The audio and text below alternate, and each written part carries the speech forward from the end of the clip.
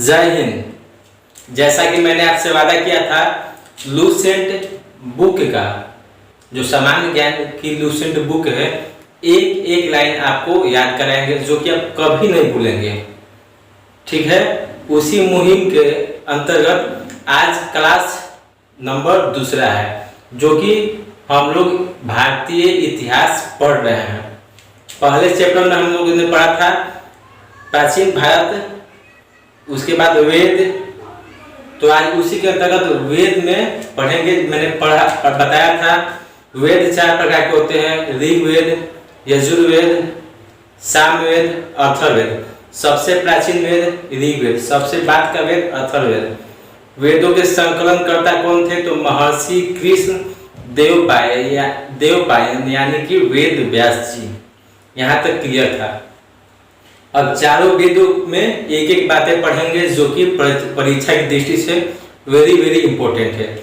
तो आइए स्टार्ट करते हैं। सबसे प्राचीन वेद ऋग्वेद के बारे में। ऋग्वेद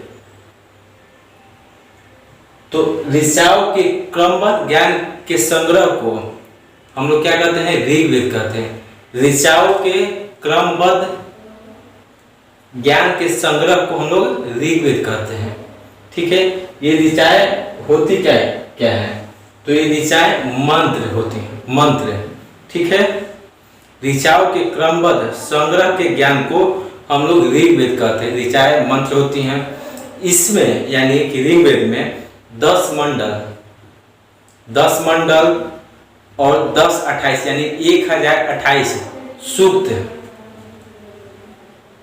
और 10,462 ऋचाएं यानी कि 10,462 ऋचाएं यानी मंत्र हैं। ठीक है, प्रश्न आता है कि ऋग्वेद में कितने मंडल है? तो 10 मंडल है। ऋग्वेद में कितने मंडल है? तो 10 मंडल है। कितने ऋचाएं हैं? तो 10,462 यानी कि 10,462। कितने सूक्त हैं? तो 1028 यानी 1028 सूक्त हैं। ऋचाएं क्या होती है? तो ऋचाएं मंत्र हैं। मंत्रों के समूह को हम लोग क्या कहते हैं? सूक्त कहते हैं। ठीक है, मंत्रों के समूह को हम लोग सूक्त कहते हैं, जो कि 1028 यानी 1028 सूक्त ऋग्वेद में है। विश्व का सबसे प्राचीनतम वेद ऋग्वेद को ही माना जाता है। ठीक है, इसके ऋग्वेद को पढ़ने वाले ऋषि मुनि को हम लोग होत्री कहते हैं। क्या कहते हैं? होत्री। जो ऋषि मुनि ऋग्वेद को पढ़ते हैं या अध्ययन करते हैं तो उसे होत्री कहते हैं। होत्री। ठीक है, क्लियर? ऋग्वेद के जो पढ़ते हैं उसे होत्री कहते हैं। प्रश्न बहुत बार पूछा गया, तो वेरी वेरी इंपॉर्टेंट। इस वेद से आर्य जो थे, इस वेद से आर्यों के आगमन का पता चलता है, उनके शासन प्रणाली का पता चलता है तथा ईश्वर की महिमा का इस वेद से पता चलता है। तो इस वेद से आर्यों के राजनीतिक प्रणाली, इतिहास और ईश्वर की महिमा का पता चलता है। आर्यों का संबंध किस वेद से है? तो ऋग्वेद से। सिंपल बात। इसमें 10 मंडल में से कुछ मंडल बहुत महत्वपूर्ण है। जैसे तीसरे मंडल में सूर्य देवता यानी सावित्री के लिए एक विश्वामित्र ने मंत्र दिया था, जिसे गायत्री मंत्र कहते हैं। तो सूर्य देव को समर्पित है। प्रश्न आता है कि गायत्री मंत्र किस मंडल से संबंधित है? तो तीसरे मंडल से। गायत्री मंत्र किसके लिए समर्पित है? तो सावित्री या सूर्य देवता। ठीक है, सावित्री के लिए, सूर्य देवता की उपासना के लिए संबंध कौन सा?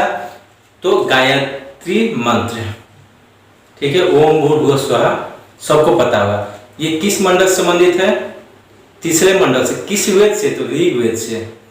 इसके रचयिता कौन थे? तो विश्वामित्र। किसके? गायत्री मंत्र के। क्लियर? तीसरा मंडल क्लियर। उसके बाद 9वें मंडल में सोम देवता का वर्णन है। किस देवता का वर्णन है? सोम देवता का किस मंडल में? तो 9वें मंडल में। 9वें मंडल में किस देवता का वर्णन है? सोम देवता का। सोम देवता का कौन से मंडल में वर्णित है? तो 9वें मंडल में। क्लियर? 10वें मंडल में चतुर्थ वर्ण समाज का उल्लेख है। चतुर्थ वर्ण समाज यानी कि 4 वर्णों के उल्लेख है। कौन कौन? तो ब्राह्मण, क्षत्रिय, वैश्य और शूद्र। कौन कौन किसका उल्लेख है? 4 चतुर्थ समाज का। ब्राह्मण ऐसा माना जाता है कि इसकी उत्पत्ति मुख से हुई थी, क्षत्रिय इसकी भुजाओं से, वैश्य जंघाओं से और शूद्र का चरणों से। खैर ये पुरानी बात है। ठीक है। 8वें मंडल में प्रश्न आता है खील किसे कहा जाता है? तो हस्तलिखित ऋचाओं को खील कहा जाता है। खील इसका वर्णन किस मंडल में है? तो 8वें मंडल में। हस्तलिखित ऋचाओं को क्या कहा जाता है? तो खील। खील किसे कहा जाता है? तो हस्तलिखित ऋचाओं को किस मंडल में, किस मंडल से संबंधित है? तो 8वें मंडल से संबंधित है। एक बार फिर से, ऋग्वेद में कितने मंडल हैं? 10 मंडल। 10 मंडल में से कौन कौन से इंपोर्टेंट है? तीसरा क्यों इंपोर्टेंट है? क्योंकि विश्वामित्र द्वारा रचयिता गायत्री मंत्र किस देवता को समर्पित है? तो सावित्री सूर्य देवता को। ठीक है। प्रश्न आएगा गायत्री मंत्र, तो तीसरे मंडल में सूर्य देवता यानी सावित्री को, रचयिता विश्वामित्र। उसके बाद नौवां क्या है कि सोम देवता का उल्लेख है, यानी सोम देवता का वर्णन है। 10वां चतुर्थ समाज का वर्णन है। ठीक है। यहाँ ऐसे प्रश्न आता है कि पुरुष सूक्त का उल्लेख किस मंडल में? तो 10वें मंडल में। यानी लिखित में से किस मंडल में पुरुष सूक्त का संबंध है? तो 10वें मंडल में। क्लियर? 8वें मंडल में हस्तलिखित ऋचाओं को खील कहते हैं। खील किसे कहते हैं? तो हस्तलिखित ऋचाओं को खील कहते हैं, जो कि 8वें मंडल है। क्लियर? अब अधन्य शब्द का संबंध गाय से। अधन्य ये वेरी इंपोर्टेंट है, बहुत बार प्रश्न पूछा गया है कि अधन्य संबंध जो ऋग्वेद में बार बार उल्लेखित है, किसका संबंध है? तो गाय से संबंध है। ठीक है। अधन्य शब्द का प्रयोग बार बार हुआ है ऋग्वेद में, वो किससे संबंधित? तो गाय से। क्लियर हो गया? वामना होता है कि 3 पगों की व्याख्या हमारे प्राचीनतम ऋग्वेद में वर्णित है। वामना आता है, आपने देखे होंगे कि विष्णु जी वामना अवतार, वामन का यानी छोटे बालक का रूप धारण करते हैं, और राजा बलि जो कि दानवीर था, उससे 3 पग दान में मांगते हैं। किस वेद से संबंधित है? तो ऋग्वेद से। वामना अवतार के 3 पगों की व्याख्या प्राचीनतम वेद ऋग्वेद से संबंधित है। क्लियर? इंद्र के लिए 250 तथा अग्नि के लिए 200 ऋचाओं की रचना की गई है। किसमें? तो ऋग्वेद में। प्रश्न आता है कि इंद्र के लिए कितनी बार उल्लेख है? तो 250 बार। 250 बार। तो कैसे याद करेंगे? इसके लिए ट्रिक है। 200 को हिंदी में लिखते हैं 250। तो 250 ई से इंद्र। ठीक है। क्लियर? इंद्र देवता का कितने बार उल्लेख है? तो 250। ठीक है। अग्नि देवता का 200 बार। क्लियर? ऋग्वेद के बाद शतपथ ब्राह्मण का स्थान आता है। ऋग्वेद के बाद शतपथ ब्राह्मण का स्थान आता है। प्रश्न आएगा निम्नलिखित में से ऋग्वेद के बाद कौन सा स्थान आता है? तो शतपथ ब्राह्मण का। ये बहुत बार पूछा गया है। शतपथ ब्राह्मण का ऋग्वेद के बाद आता है स्थान। ऋग्वेद बाद यजुर्वेद आना चाहिए, नहीं, ऋग्वेद के बाद शतपथ ब्राह्मण का स्थान है। क्लियर? ऋग्वेद के बाद किसका उल्लेख है, किसका स्थान है? तो शतपथ ब्राह्मण का। क्लियर? ऋग्वेद में उल्लेखित सभी नदियों में, ऋग्वेद में भी बहुत सारी नदियां थी, उसमें सरस्वती को सर्वाधिक महत्वपूर्ण और पवित्र नदी माना गया है। प्रश्न आता है कि ऋग्वेद में सबसे महत्वपूर्ण और पवित्र नदी कौन सी थी? तो सरस्वती नदी। कोई कंफ्यूजन नहीं, सबसे पवित्र नदी सरस्वती, सबसे महत्वपूर्ण नदी भी सरस्वती थी। प्रश्न आता है कि ऋग्वेद में या ऋग्वेदिक काल में सबसे ज्यादा बार उल्लेखित किस नदी, कौन सी नदी है, मतलब सबसे ज्यादा बार आया है? तो वो नदी है सिंधु नदी। सिंधु नदी, सिंधु नदी का प्रयोग बार बार हुआ है, तो सर्वाधिक प्रयोग सिंधु नदी का हुआ है। सिंधु नदी का सबसे पवित्र नदी सरस्वती नदी। गंगा नदी का प्रयोग एक बार हुआ है, गंगा नदी का प्रयोग एक बार हुआ है, और यमुना नदी का 2 बार उल्लेख हुआ है। कंफ्यूजन नहीं। सबसे महत्वपूर्ण और प्राचीन सबसे महत्वपूर्ण और पवित्र नदी कौन सी है? तो सरस्वती नदी। सिंधु नहीं, गंगा नदी नहीं, यमुना नहीं, कौन सी नदी? सरस्वती नदी। सबसे ज्यादा बार उल्लेखित नदी कौन सी है? तो सिंधु नदी। गंगा नदी का प्रयोग कितने बार हुआ है? तो 1 बार। यमुना नदी का प्रयोग कितने बार हुआ है? तो 2 बार। हो गया क्लियर? तो ये सब बातें ऋग्वेद से है, कंप्लीट समझ में आ गया। अब आइए हम लोग देखते हैं सामवेद के बारे में। सामवेद, साम का अर्थ होता है गाना या गाना। सामवेद पढ़ेंगे, साम का शब्द का अर्थ है गान या गायक। इसे भारतीय संगीत का जनक कहा जाता है। इसे भारतीय संगीत का जनक कहा जाता है। कैसे याद करेंगे? तो साम सॉन्ग होता है, तो भारतीय संगीत का जनक किस वेद को कहा जाता है? तो सामवेद को। भारतीय संगीत का जनक किस वेद को कहा जाता है? तो सामवेद को। इसके पाठकर्ता को उद्रातु कहते हैं। उद्रातु, जिस प्रकार ऋग्वेद के पढ़ने वाले ऋषि को क्या कहते थे? होत्री। उसी प्रकार सामवेद के जो पढ़ने वाले हैं उसे क्या कहेंगे? उद्रात्री। उद्रात्री, उद्रात्री।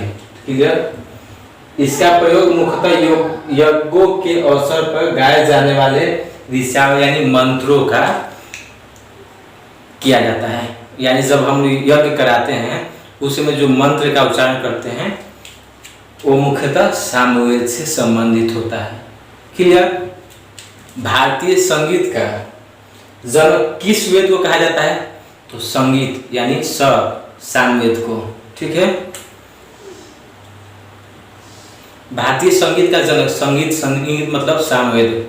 ठीक है? दोनों का से स्टार्ट है, या इंग्लिश में सॉन्ग भी सामवेद। इसके पढ़ने वाले यानी पाठकर्ता को क्या कहेंगे? उद्रातु कहते हैं। उद्राती। जो लोग सामवेद का अध्ययन करते हैं उसे उद्राती कहते हैं।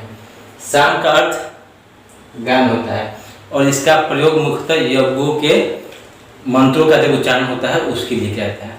क्लियर? तो ऋग्वेद और सामवेद कंप्लीट। अब आइए यजुर्वेद। यजुर्वेद यजुष के नाम पे ही वेद का नाम है। यजुष यानी होता है समर्पण, किसी चीज का समर्पण और वेद। ठीक है? इसका प्रयोग सरस्वर पाठ के लिए मंत्रों तथा बलि के समय किया जाता है। जब आप बलि देते हैं तो इस समय यजुर्वेद के अंतर्गत ये मंत्र पढ़ा जाता है। ठीक है?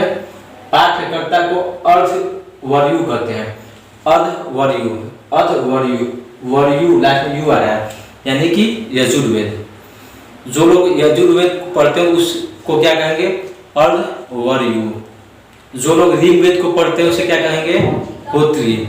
जो लोग सामवेद को पढ़ते हैं उसे उद्रात्री। ठीक है? यज्ञों के नियम और विधि विधानों का संकलन मिलता है। इसमें बलिदान विधि का भी वर्णन है। जो हम लोग बलि कर देते हैं, बलिदान की विधि का वर्णन किस वेद में है? तो यजुर्वेद में। यजुर्वेद में। तो क्लियर हो? यह एक ऐसा वेद है जो गद्य और पद दोनों में है। गद और पद दोनों में कौन सा वेद है? तो ये यजुर्वेद। कौन सा वेद गदों और पदों दोनों में पाए जाते हैं या दोनों में है? तो यजुर्वेद। गद यानी कि स्टोरी, कहानी के माध्यम, कहानी जैसा। पद यानी कि कविता जैसा। ठीक है, तो ये ऐसा वेद है जिसमें गद और पद दोनों का मिश्रण है। क्लियर? प्रश्न आ जाता है कि निम्नलिखित में कौन सा वेद गद और पद दोनों में उल्लेख है या दोनों में लिखा गया है? निम्नलिखित में से कौन सा वेद गद और पद दोनों में लिखा गया है? कौन सा? यजुर्वेद। बलि के दौरान किया गया मंत्रों का संबंध किस वेद से है? यजुर्वेद। क्लियर? अब आइए हम लोग देखते हैं अथर्ववेद। अथर्ववेद यानी कि नाम से है अथर्वा ऋषि के द्वारा रचित है। अथर्ववेद अथर्वा ऋषि इसके रचयिता है। इसमें लगभग 731 मंत्र है।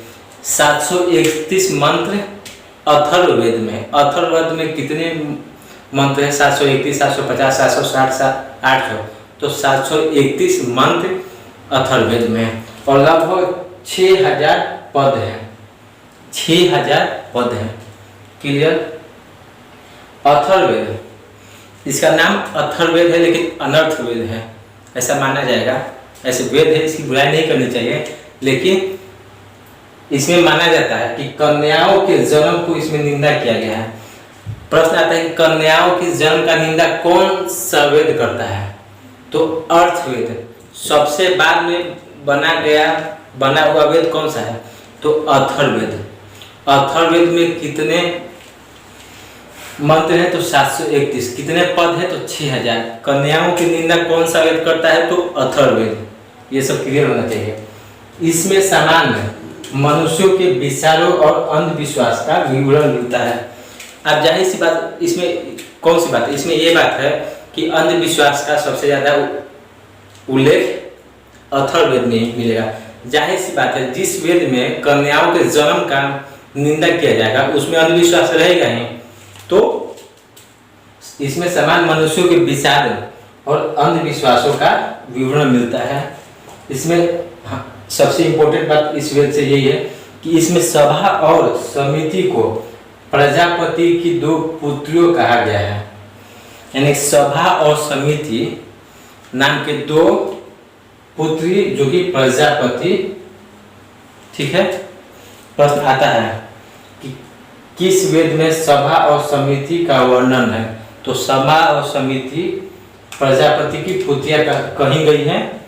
किस वेद में? तो अथर्ववेद में।